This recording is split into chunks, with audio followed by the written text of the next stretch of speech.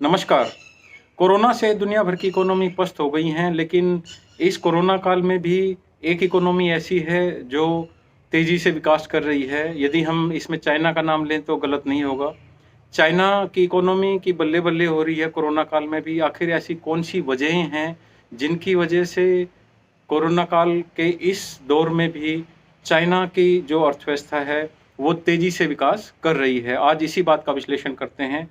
हम जानते हैं कि कोरोना की वजह से जहाँ दुनिया भर की अर्थव्यवस्थाएँ परेशान हैं, वहीं चाइना ने तेज़ी से विकास किया है। तेज़ी से विकास किस प्रकार से किया है कि जो चाइना की इकोनॉमी है, उसकी जीडीपी ग्रोथ रेट में उन्होंने 18.3% की रिकॉर्ड ग्रोथ हासिल की है और यह कहा जा रहा है कि यह जो रिकॉर्ड जीडीपी में ग्रोथ हासिल की है, यह निर्यात एक्सपोर्ट के कारण और जो डोमेस्टिक मार्केट है उसमें अच्छी मांग के कारण हुआ है और इसके साथ-साथ वहाँ की सरकार ने लगातार जो छोटे कारोबारी हैं उनको सहयोग दिया है और इस कारण से चाइना की जो इकोनॉमी है उसने तेज़ी से विकास किया है। यदि हम देखें तो चाइना का जो राष्ट्रीय सांख्यिकी ब्यूरो है, नेशनल ब्यूरो ऑफ स्टैटिस्टिक्स, उसने जो आंकड़े जारी किए हैं, उसके अनुसार मार्च 2021 की तिमाही में चाइना का जो जीडीपी है, उसमें 18.3% की वृद्धि हुई है। यह चाइना द्वारा 1992 से रिकॉर्ड की जाने वाली जीडीपी के इतिहास में अब तक की सबसे ज़्यादा बढ़त है। 1992 से ही चाइना ने जीडीपी के डेटा को रिकॉर्ड करना शुरू किया है और चाइना में जो फाइनेंशियल ईयर होता है वो जनवरी से दिसंबर तक का होता है। जैसे हमारे देश में फर्स्ट अप्रैल से लेकर 31 मार्च तक का फाइनेंशियल ईयर होता है। इसी प्रकार से जो फाइनेंशियल ईयर चाइना में है वो वहाँ जनवरी से दिसंबर तक का लिया जाता है। तो इस लिहाज से यह चाइना के लिए पहली तिमाही का आंकड़ा है और पिछले साल की यदि अंतिम यानी दिसंबर की तिमाही जो दिसंबर का क्वार्टर है उसको देखा जाए तो चाइना के जीडीपी में उस समय भी 6.5% की वृद्धि हुई थी। चाइना ने जो जीडीपी के आंकड़े 1993 से प्रकाशित करने शुरू किए हैं और यह जीडीपी में 18.3% की बढ़ोतरी उस समय से लेकर अब तक की सबसे ऊंची छलांग है एक तरीके से और बहुत तेज़ी से एक तरीके से चाइना की इकोनॉमी ने विपरीत परिस्थितियों में एक तरह से कहें तो एक तेज़ी हासिल की है, ग्रोथ रेट हासिल की है। चाइना की जो कम्युनिस्ट सरकार है उसने पिछले साल मार्च में कोरोना वायरस पर जीत हासिल करने की एक तरीके से घोषणा की थी और उसके बाद अब manufacturing activities, vehicle sale, consumer activities काफ़ी हद तक महामारी से पूर्व की स्थिति में पहुंच गए हैं।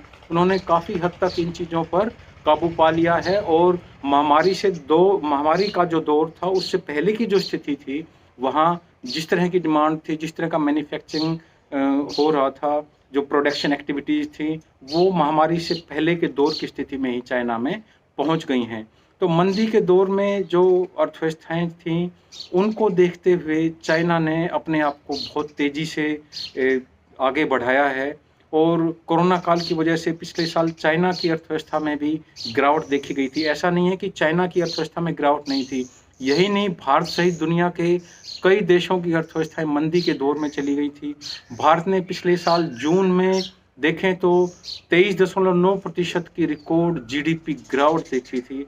हमारे यहाँ रिकॉर्ड गिरावट हुई थी जून की जो तिमाही थी उसमें और भारतीय अर्थव्यवस्था में सुधार तो हुआ है और यदि हम अपने दिसंबर क्वार्टर की तिमाही की यदि जीडीपी में बढ़ोतरी देखें तो यह मात्र 0.4% रही है, आधा प्रतिशत से भी कम। जबकि चाइना की इसी सेम क्वार्टर में यदि हम जीडीपी में बढ़ोतरी देखें तो 6.5% रही है।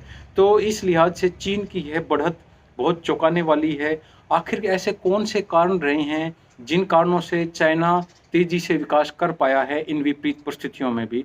तो इसमें चाइना की जीडीपी में वृद्धि की एक जो सबसे बड़ी वजह है, वो है चाइना का एक्सपोर्ट। एक्सपोर्ट में काफ़ी वृद्धि हुई है और दुनिया के बाकी देशों में जब इकोनॉमी खुलनी शुरू हुई है, तो चाइना के कारखाने जो फैक्ट्रीज़ हैं, उनमें तेज़ी से प्रोडक्शन बढ़ा है और वहाँ जो इतना ही नहीं, कोरोना की वजह से चाइना में जो घरेलू मांग है, जो डोमेस्टिक डिमांड है, वहाँ का जो डोमेस्टिक मार्केट की जो डिमांड है वो काफ़ी तेज़ी से बढ़ी है, ऐसा भी हम कह सकते हैं। और मार्च 2021 की तिमाही में जो रिटेल सेल्स है, खुदरा बिक्री है, उसमें भी 34.2% की वृद्धि हुई है। यह वृद्धि छोटी नहीं है, जो रिटेल सेल्स है उसमें भी 34.2% की वृद्धि हुई है। हमारे देश में दरअसल बीते साल मार्च महीने में अचानक लगाए गए देशव्यापी लॉकडाउन का अनुभव अच्छा नहीं रहा है। उस समय हमने देखा था कि लॉकडाउन के कारण देश की अर्थव्यवस्था की जो रफ्तार है, वो लॉकडाउन से पहले की स्थिति में अभी तक हम नहीं जा पाए हैं, हम उसके करीब भी नहीं आ पाए हैं। केंद्र सरकार को लगता है कि नए सिरे से यदि लॉकडाउन लगा दिया जाता है, तो अर्थव्यवस्था के मोर्चे पर हालात को सँभालना बहुत मुश्किल हो जाएगा। इसके अलावा देश भर के महानगरों में रह रहे प्रवासी जो श्रमिक हैं, उनमें फिर से अफ़रा-तफ़री मच जाएगी।